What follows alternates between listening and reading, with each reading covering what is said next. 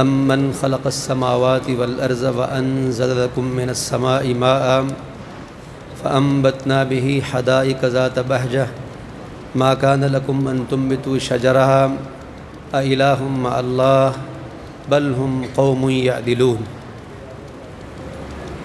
20ویں پارے میں سورۃ النمل اس کا باقی ماندہ حصہ، اسی طرح سورہ القصص اور سورہ العنکبوت ہے۔ جہاں تک سورۃ النمل کے باقی ماندہ حصہ کا تعلق ہے تو 19ویں پارے کے آخر میں یہ بات چل رہی تھی، قُلِ الْحَمْدُ لِلَّهِ وَسَلَامٌ عَلَىٰ عِبَادِهِ الَّذِينَ اصْطَفَىٰ، کہہ دیجئے تعریف اللہ کی ہے اور سلام ہو اس کے ان بندوں پر جسے اس نے چن لیا۔ اللہ خیر عما یشرکون، کیا اللہ بہتر ہے یا وہ جسے وہ اس کا شریک بناتے ہیں؟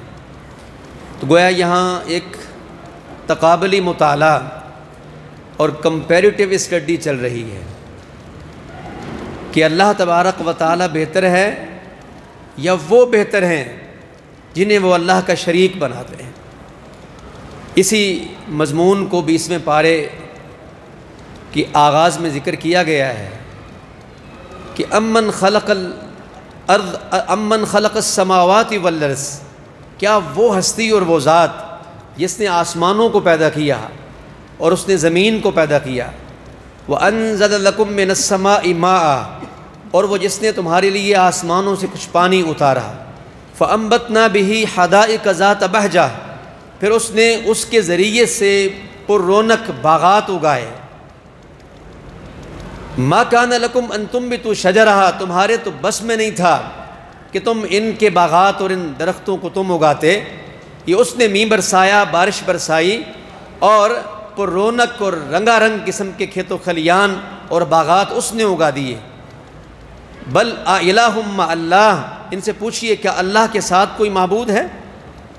بل ہم قوم یعدلون، بلکہ یہ ایسے لوگ ہیں جو حق سے ہٹے ہوئے ہیں۔ ایک معنی بلکہ یہ ایسے لوگ ہیں جو اللہ کی برابری ڈھونڈ رہے ہیں، جبکہ اللہ تبارک و تعالیٰ تو وہ ذات ہے جس نے آسمانوں کو پیدا کیا، زمین کو پیدا کیا، تمہارے لیے آسمانوں سے پانی برسایا، رنگا رنگ باغات اگائے، انہیں اگانا تمہارے بس کی بات نہیں تھی، تو کیا اللہ کے ساتھ کوئی اور معبود ہے؟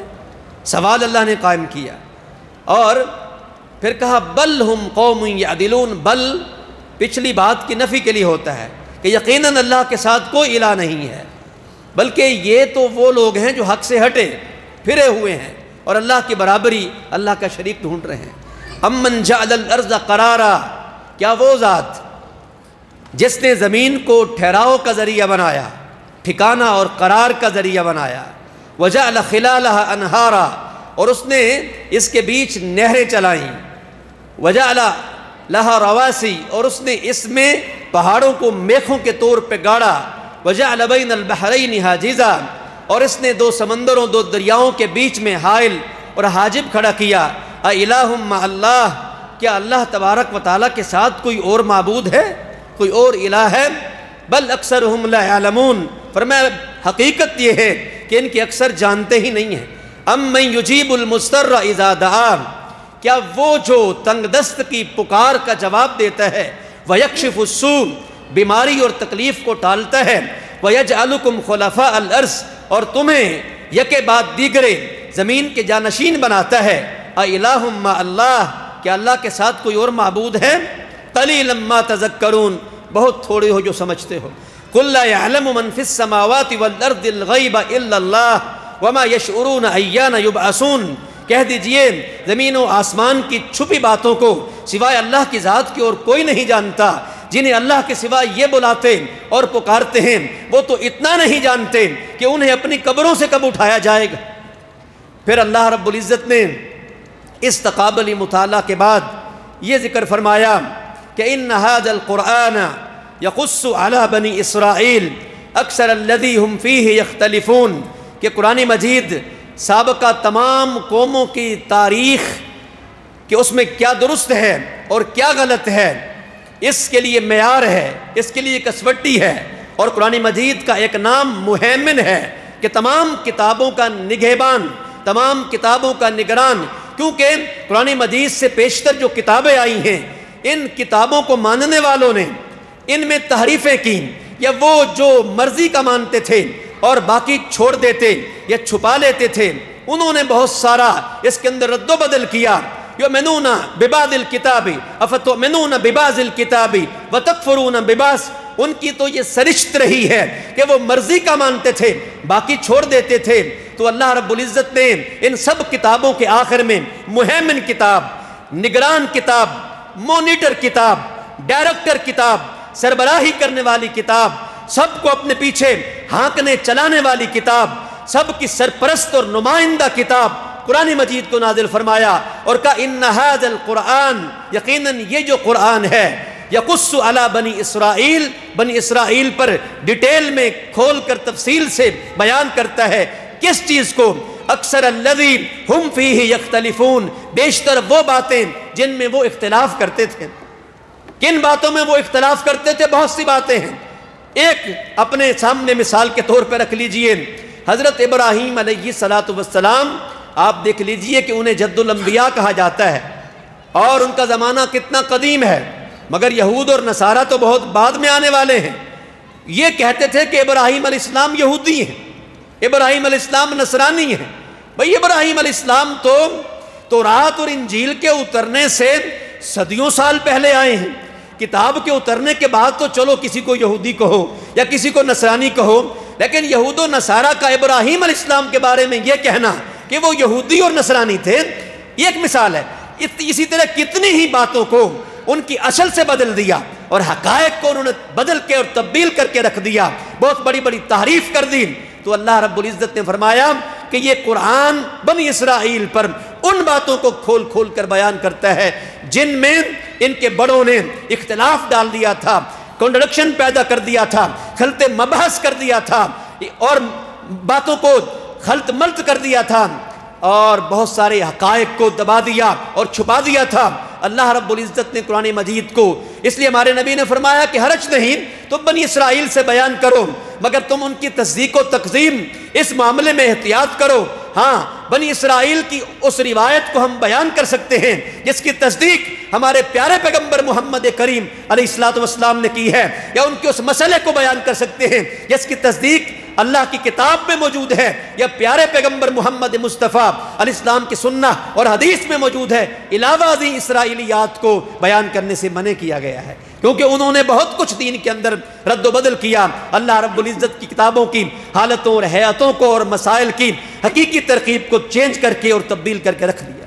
اس کے بعد سورہ القصص ہے۔ سورہ القصص کے آغاز میں اللہ رب العزت نے سیدنا موسیٰ علیہ السلام کا قصہ ڈیٹیل سے ذکر فرمایا ہے۔ فرمایا نتلو علیک من نبأ موسیٰ وفرعون بالحق، ہم تم پر موسیٰ علیہ السلام کا اور فرعون کا قصہ سچ مچ سناتے ہیں۔ ان فرعون علا فی الارض، یقیناً فرعون زمین میں سرکش تھا، باغی تھا۔ وجعل اہلہا شیعا، اس نے اپنے ماننے والوں کو اور اس نے اپنے اہل اور اپنی قوم کو گروہوں میں بانٹ رکھا تھا۔ یستضعف طائفۃ منہم، ایک طبقے کو بہت کمزور کر کے رکھتا۔ یذبح ابناءہم، وہ ان کے بیٹوں کو ذبح کرتا۔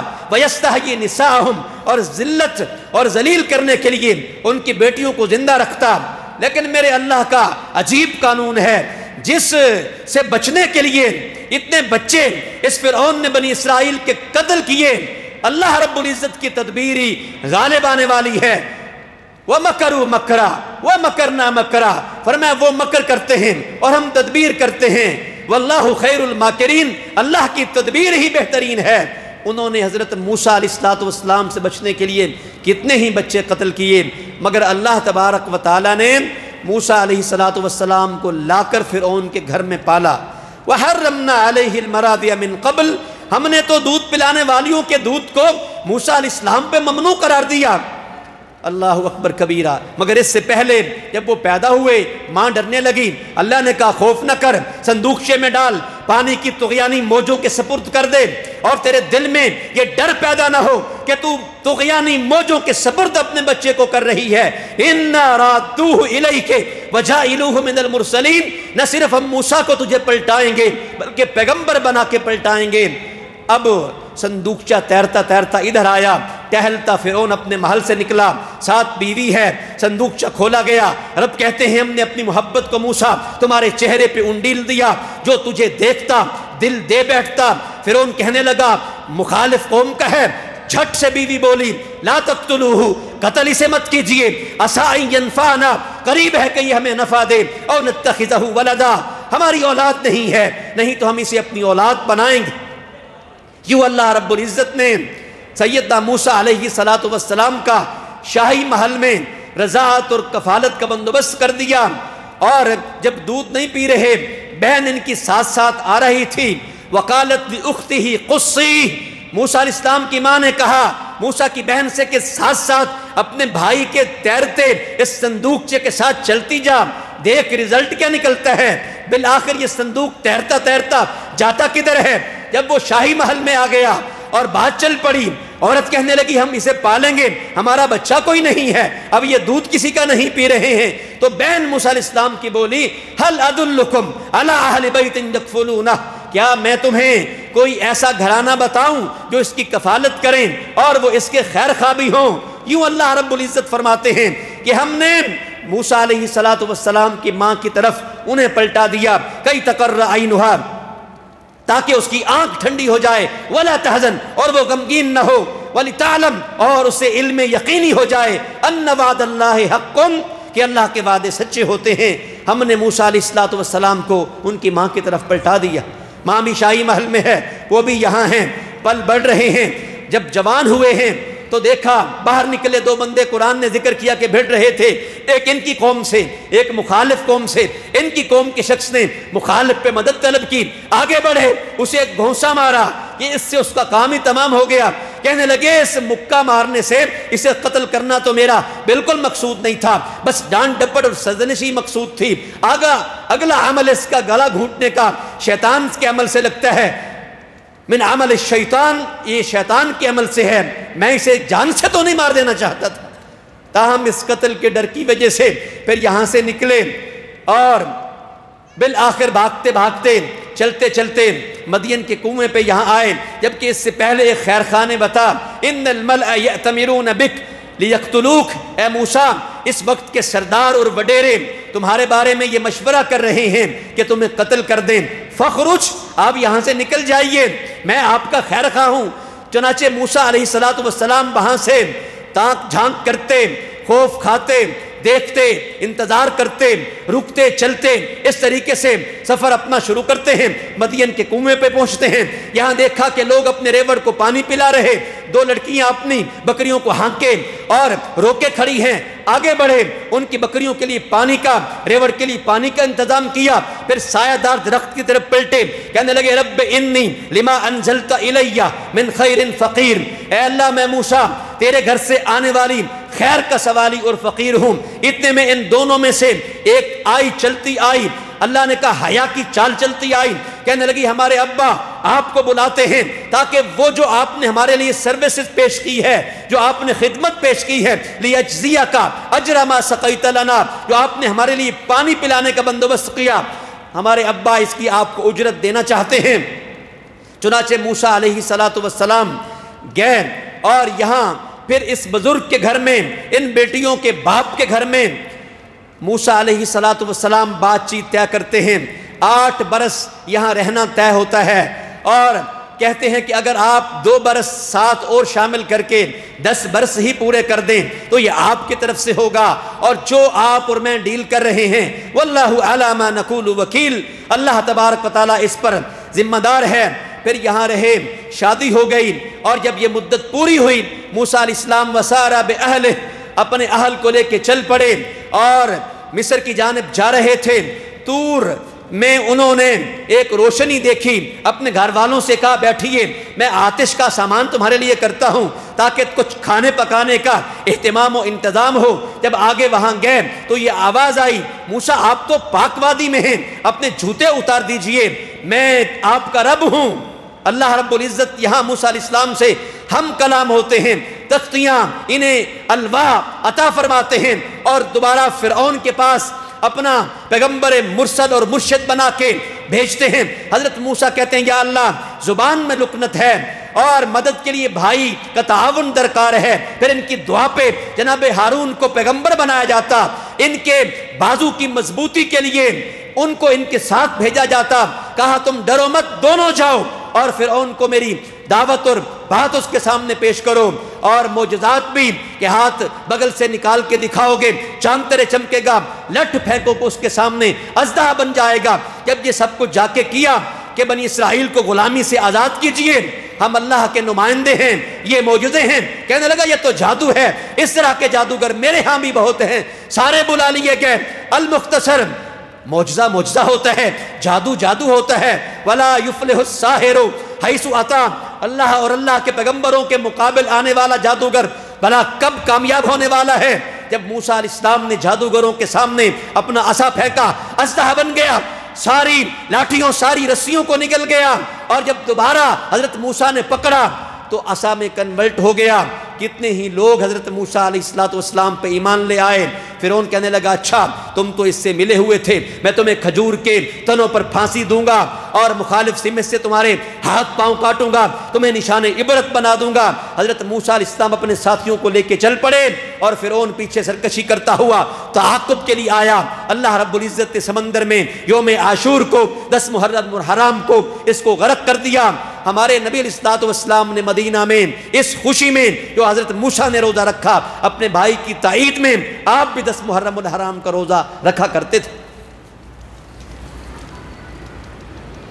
سیدنا موسیٰ علیہ السلام کے تفصیلی ذکر کے بعد اللہ تبارک و تعالی نے ہمارے پیارے پیغمبر محمد کریم علیہ السلام کو یہ فرمایا کہ انک لا تہدی من احببت، آپ کا کام تو دعوت دینا ہے۔ حضرت موسیٰ نے بھی دعوت دی، آپ کا کام دعوت دینا ہے، ہدایت دینا اللہ کا کام ہے۔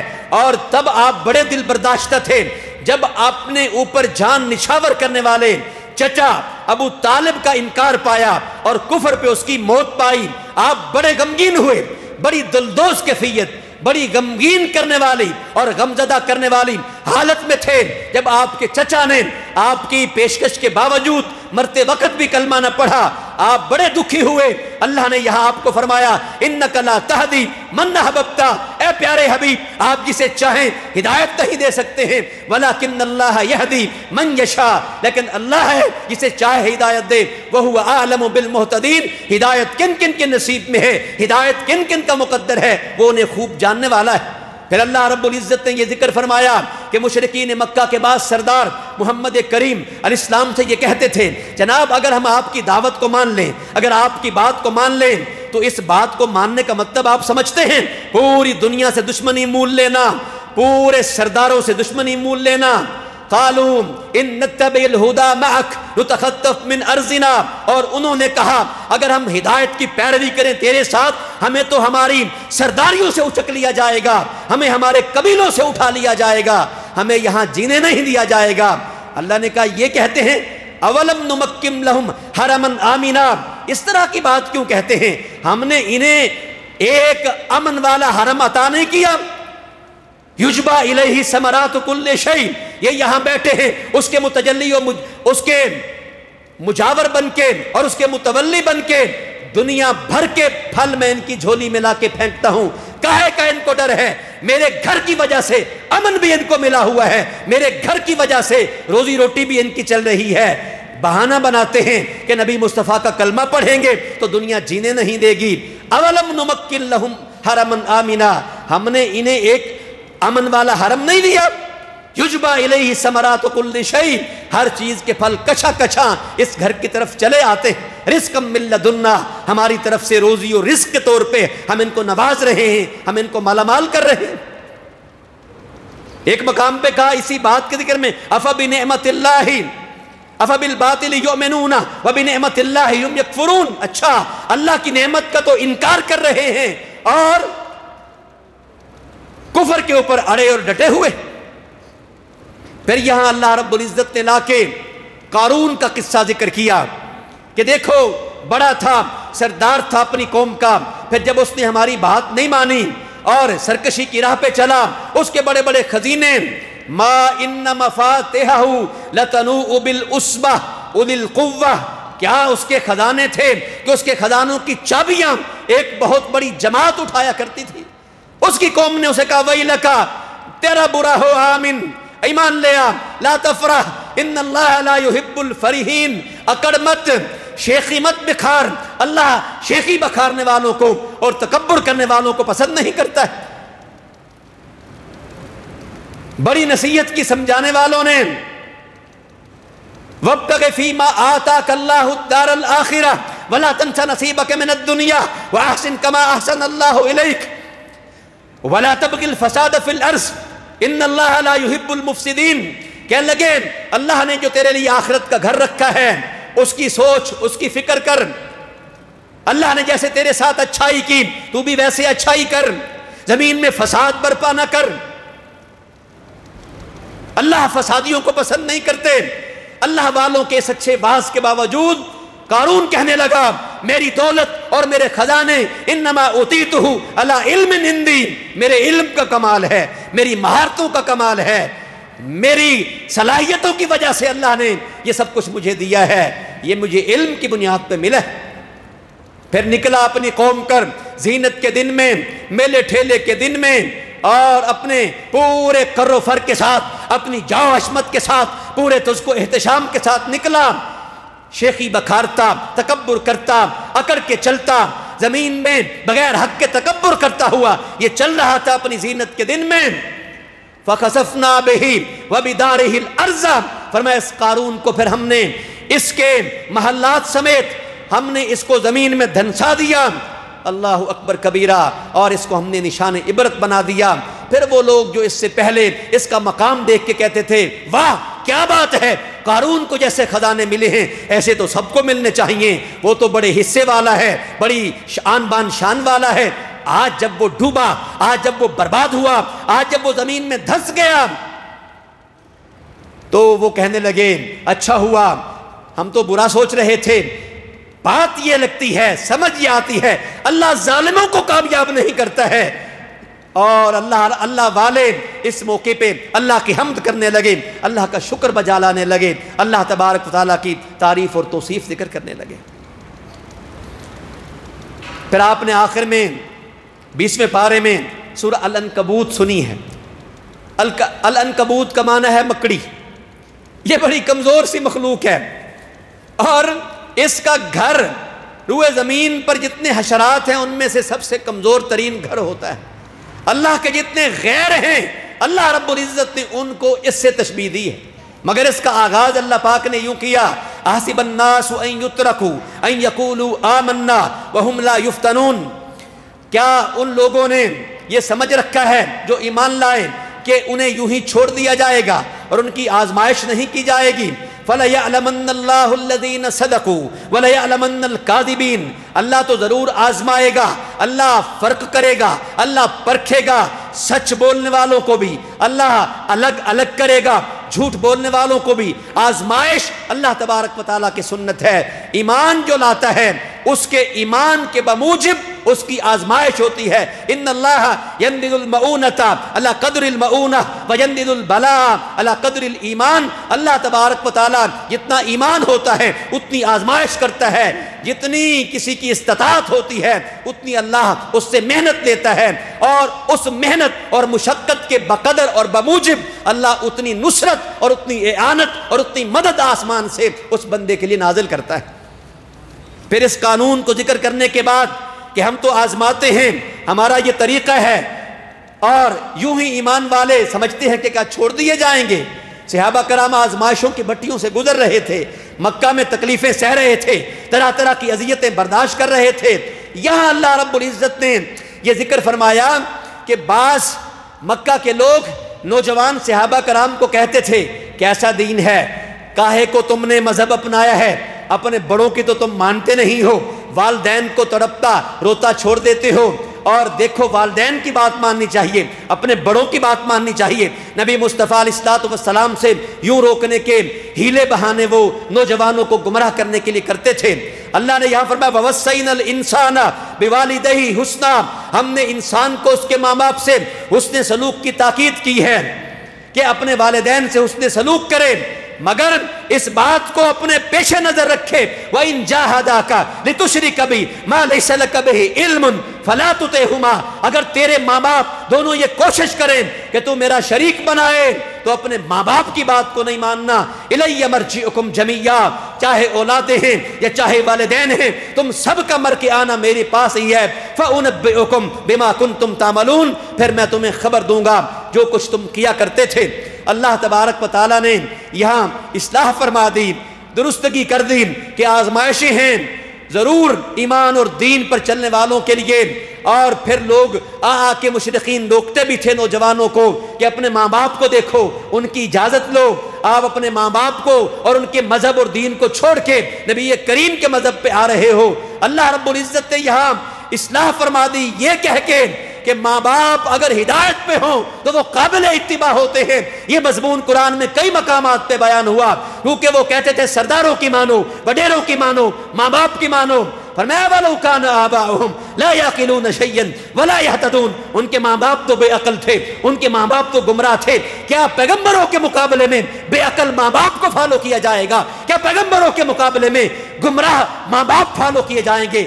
ہرگز نہیں۔ اللہ کے پیغمبروں کے مقابلے میں گمراہی پہ چلنے والے اگرچہ ماں باپ بھی ہوں، ان کی اطاعت اور ان کی اتباع نہیں کی جائے گی۔